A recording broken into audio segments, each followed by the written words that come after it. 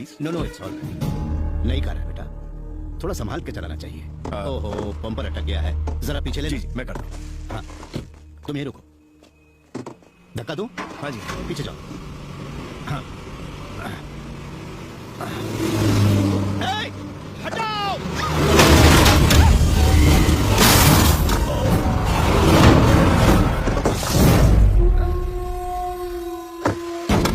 तुम लोग गाड़ी में बैठो। और डालो जल्दी जल्दी, कोई बच के जाने ना पाए। लाशों के ढेर बिछा दो। जल्दी जल्दी गाड़ी में बैठो।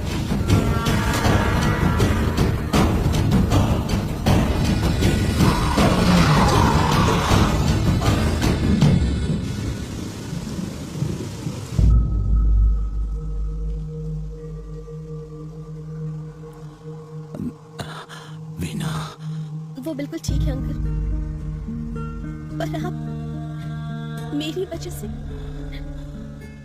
मैं एम्बुलेंस बुला रही हूँ, हम मुंबई के किसी बड़े हॉस्पिटल में आपको एडमिट करवाएंगे।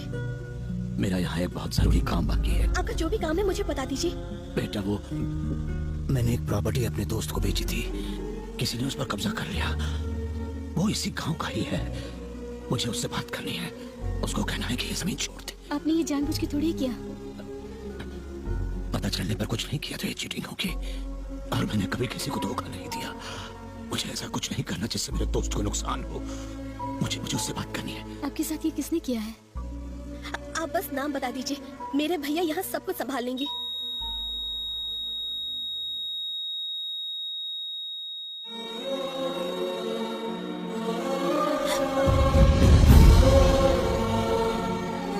एक एक्सीडेंट केस है। कहाँ है वो तो मुझे उनका बयान लेना होगा। उनकी हालत बहुत खराब है। पुलिस अगर आपको ले गई दीदी तो दादा हमें जान से मार डालेंगे। जल्दी चलिए।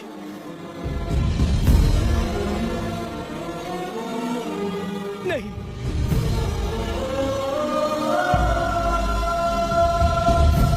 तुम्हारे पापा मेरी वजह से मारे गए, अब मेरे लिए तुम जान मत देना। उस हादसे के बाद से हर रोज मैं ये बोझ अपने सीने पर लेकर जी रही हूँ। अब मैं और नहीं सह सकती हूँ। नहीं भैया, इसे छोड़ दो। देवराज, चाकू के वार से कहानी खत्म होती है। चाकू नीचे फेंक दो और एक नई कहानी शुरू करो।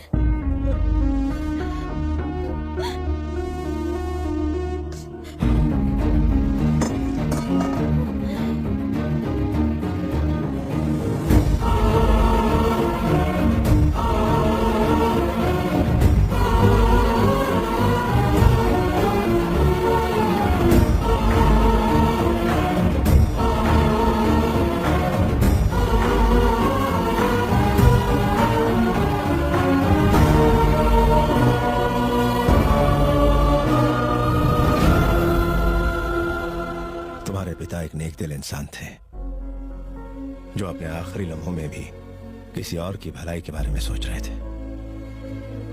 मैं एक तलवार से 100 लोगों को मौत के घाट तो उतार सकता हूं, लेकिन मुझे अपने हाथों से किसी की जान बचाना नहीं आता जो उन्हें आता था। तुम्हारे पिता की महानता का सबूत इस बात से नहीं मिलता कि मेरी बहन जिंदा है। मेरे घर की खुशियां भी ये बयान नहीं कर सकती। इस घर की सजावट भी उसके आगे फीकी है। अगर ये पेपर्स इस बात का सबूत है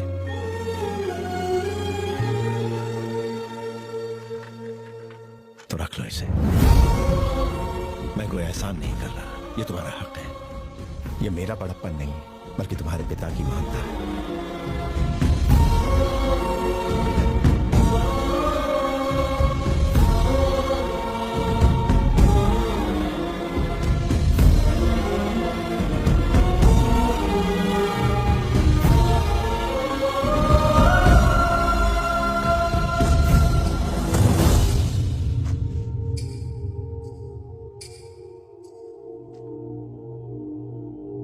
ठीक 12 बज रहे हैं। तुम्हारी मोहलत खत्म हुई। इन पेपर्स के लिए मैंने अपनी बेटी को खतरे में डाला, अपनी पत्नी से परायों जैसा बर्ताव किया। मुझ जैसे नीच की वजह से तुम्हारे पिता मारे गए, मुझ नालायक की वजह से। पछतावा होना ही सबसे बड़ी बात है जी। देखा तुमने, जिस पत्नी ने मुझसे 15 सालों में एक शब्द तक नहीं कहा, वो मुझसे बात कर रही है। ये सब तुम्हारे पिता की वजह से हुआ है। वो महान थे।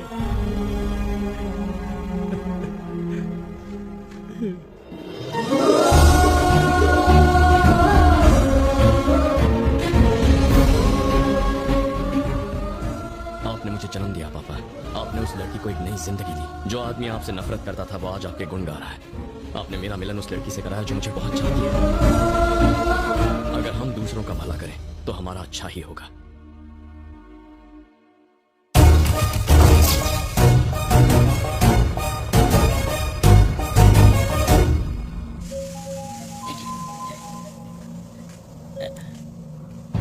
कब से लगा रहा हूँ, मेरे आदमी मेरा फोन क्यों नहीं उठा रहे? वो हमारे आदमी किसी और लड़के को दूल्हा समझ के उठा के ले गए हैं। उस चक्कर में बेचारे खुद ही उठ गए। क्या मर गए? क्या सच बता, मर गए क्या? मर गए बोले तो हिलडुल नहीं रहे हैं वो। अच्छा है ना अपनी पेमेंट बच गई। मैं आ रहा हूँ। देवराज की मौत देखे बिना मैं नहीं जाने वाला। तू रुक वहाँ। कैसे गाड़ी चला रहा है?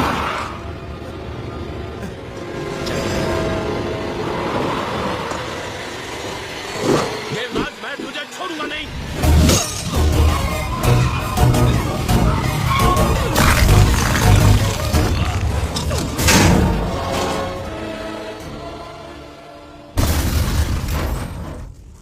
Hello hello. ड्राइविंग करते वक्त फोन पर बात नहीं करनी चाहिए। अरे रुको रुको, स्टॉप स्टॉप, रुको। हाय बनी। अरे सर, आप यहाँ कैसे? ये क्या हो गया? ये कुछ नहीं। उस दिन तुमने अपनी सारी प्रॉपर्टी दे के कुछ बेकार शेयर्स रखे थे अपने लिए, ऐसा मोहन ने बताया था। उन शेयर्स की कीमत आज 500 करोड़ हो गई है। हाँ, तुम पहले से ज्यादा अमीर हो गए हो। अब तुम्हें किसी की मदद की जरूरत नहीं है। जिस घर को तुमने बेचा था, अब तुम वहीं से अपने पिता का नाम रोशन कर सकते हो। मैं ये बात तुम्हें फोन करके भी बता सकता था, पर ये बात सुनने के बाद तुम्हारा रिएक्शन मैं देखना चाहता था। मुझे तो यकीन नहीं हो रहा। सॉरी सॉरी सॉरी सॉरी, गलती हो गई। संभाल। पड़े थे। इस गिरने को नहीं